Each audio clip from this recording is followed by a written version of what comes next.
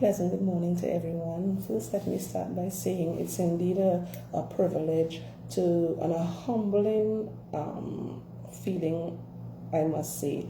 For those of you who have been reaching out to me and encouraging me, letting me know how much of an inspiration I've been based on my experiences and seeing the need to share, to help build, to help inspire, to help encourage relationships and women.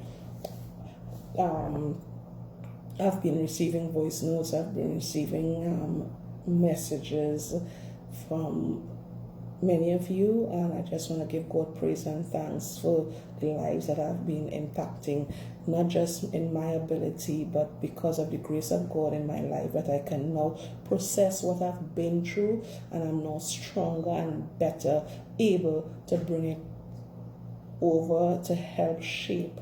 So I always see my experiences as a tool to restore. With that said, I just want to share this quick nugget with us.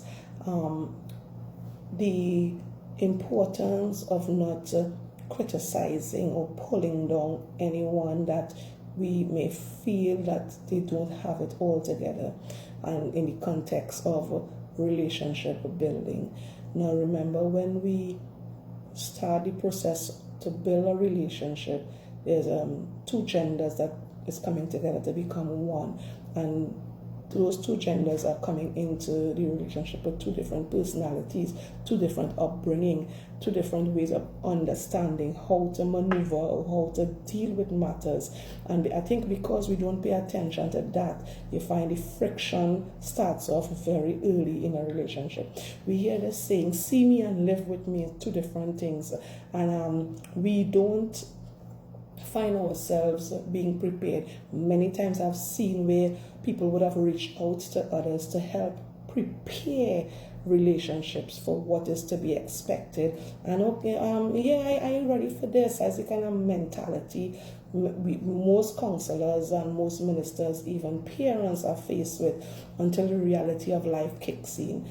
And by that time now is a lot of work for damage control. So I just want to encourage you. I hope that this morning this nugget will travel to reach and to help open some eyes, because I always say that a tree can't come down with the first chop. We've got to stay consistent, not because a few didn't listen or a few decide to learn the hard way. We should stop sharing and we should stop advising. So relationship is not a skip and a jolly sunshine walk in the park. It's a mindset of understanding that, in order to reach to where we need to be or where we want to be, there's a work that is required, a level of understanding, maturity. You don't just wake up one day and you're mature now. It's experiences that helps to shape and position you, and now then your thought pattern will develop as you go through stuff in life. Because some people, and mind you, some people will go through stuff and they still will not learn anything. But I always say, how much burn you want to burn to learn? But those who would choose to allow experiences, and not just the good ones, the good, the bad, and the ugly, to help make them better. And this is who I am today. My experiences help to shape me to become the individual that I am. Now let me share this quick. I remember growing up and seeing all what was going on around me in a negative way, and it messed up my mind to the extent that I was living to end up in a prison cell. I was saying to people that my prison number is already existing, waiting for me. And this is a very dangerous thing. I didn't know how dangerous that was, because I didn't know that, the life and death is in the power of the tongue. And I'm telling you, very early in my life, I was saying these things, and I was just living for a man to raise the hand and to hit me.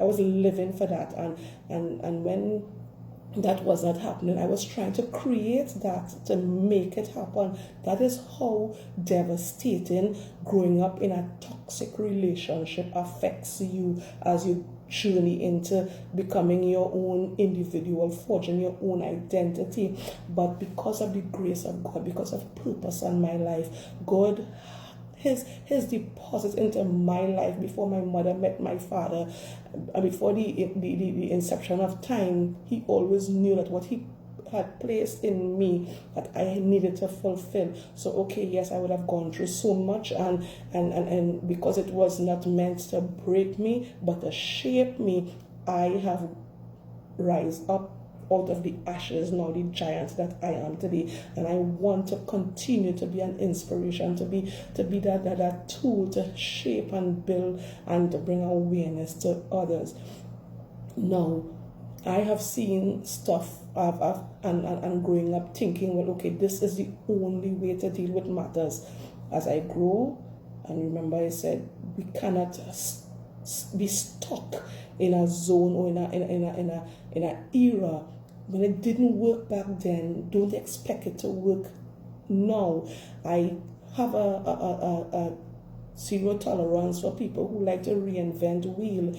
You can't tell me that because you grew up seeing abuse, you grew up being abused, you grew up having nothing and having to struggle to work to accomplish all these things you grew up on, and I'm sure many people who have been through while growing up would say, see me when I get big, I don't want this for myself. But yet still we find ourselves doing the same thing to create that same result. We got to change in order to get a different result. We got to change our method. So this morning, be that individual who would not pull down anyone who you tend to feel that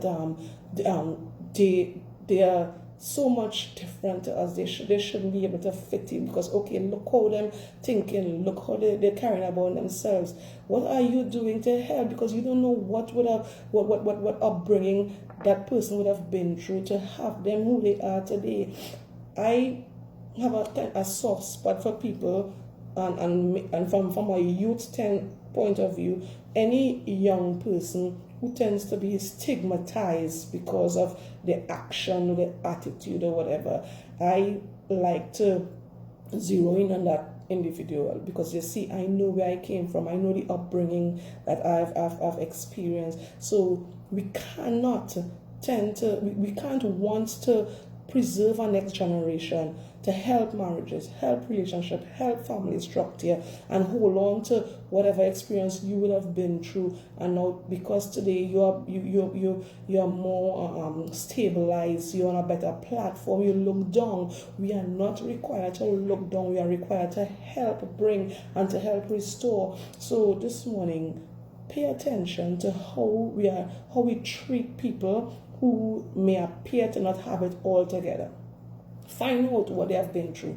Find out what would have of damaged, for want of a better word, their mindset to shape them into who they are today. Remember, there's a saying, see me and live with me, two different things. So when you get into a relationship, take that time to know the upbringing. Take that time to get to know the individual. Track the journey so you will know what to expect later on in life as you journey together. So you will know as an individual what you need to help, to what words to say, how to help them to become the best. My husband did that with me. He told me once, he said, listen, everybody is saying that you are not the person for me.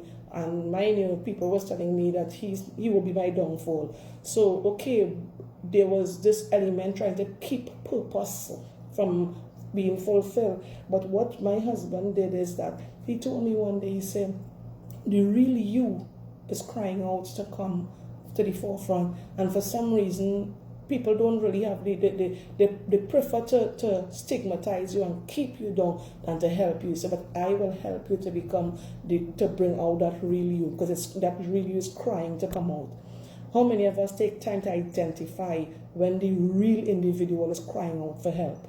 How many of us are going to take our hands and go down and pull? And when I say take our hands, I mean with everything, whatever is required to help an individual. I'm not saying go around and grab a million people and try to process them and try to bring them to be who they are, but I'm saying take time to help someone to change. And by doing that, if everybody tried to accomplish that, then we'll be well on our way now to having better relationship, better family structures, better children in the home. So it all comes back down to it takes a village to raise a child. It takes a village to bring forth good relationships. The churches today, let's stop playing church, but let's now become the church. Too many hurting people, too many hurting families are out there. Relationships are being destroyed daily, while many of us are sitting down on our testimony.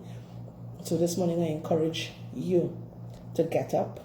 You have a testimony, you have an experience to share. Zero in on somebody you would have been observing and reach out, and let's see how best we can help sharpen each other. God bless you this morning.